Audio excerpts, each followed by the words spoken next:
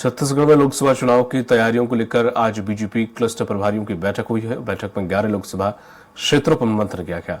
रायपुर, दुर्ग, राजनांदगांव और जांजगीर चांपा क्लस्टर के लोकसभा क्षेत्र के प्रभारी राजेश मूणत से स्वराज संवाददाता हेमंत शर्मा ने खास बातचीत की।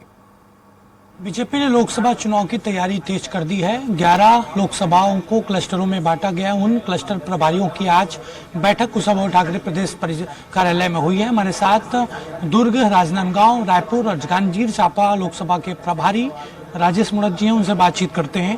ये काफी महत्वपूर्ण बैठक हुई है। राष्ट्रीय महामंत्री भी थे शिव प्रकाश जी।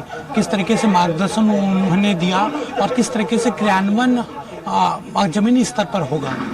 आज की बैठक आगामी 2024 के लक्ष्य को प्राप्त करने के लिए, जिसका उद्देश्य है कि छत्तीसगढ़ की 11 लोकसभा के अंदर भारतीय जनता पार्टी का कमल खिले, उसके लिए एक रणनीति, उसकी एक योजना, जिसको नीचे तक इम्प्लीमेंट करने के लिए कार्यकर्ताओं के साथ संवाद। और उसी प्रकार से हमने 3 क्लस्टर में बांटा 11 लोकसभा को। उसी में एक रायपुर क्लस्टर भी, जिसके अंदर हम लोगों ने पार्टी के निर्देशानुसार पूरे प्रदेश के अंदर लोकसभा के कार्यालय खुल चुके हैं।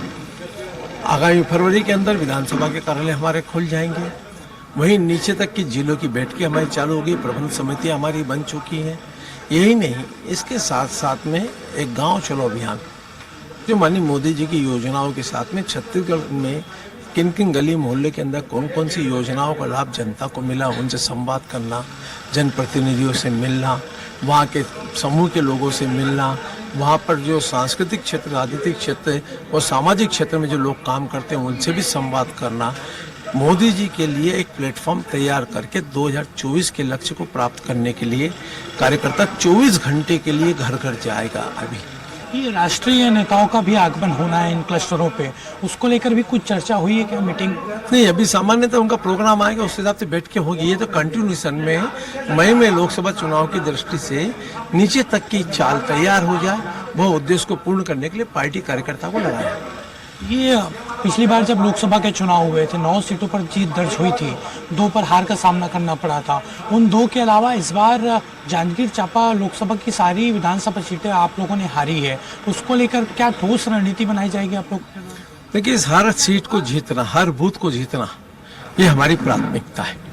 और उसके लिए नीचे तक के कार्यकर्ताओं की कसरत, उनकी मेहनत, उनका परिश्रम, और जहाँ हमारा वोट परसेंटेज कम है, किसी समाज में हमारा कम है, उन सब के बीच में काम करना, उन सबको जोड़ना, ताकि आगामी समय हम 11 लोकसभा सीट जीत पाए, इसके लिए हम सब प्रयत्नशील हैं। कांग्रेस कह रही है लोकसभा सांसदों ने कुछ काम ही नहीं किया। छत्तीसगढ़ के जो जितने तमाम 9 सांसद जीत कर आए थे, उन्होंने कुछ काम नहीं किया और जनता की आवाज दिल्ली तक नहीं उठा पाए।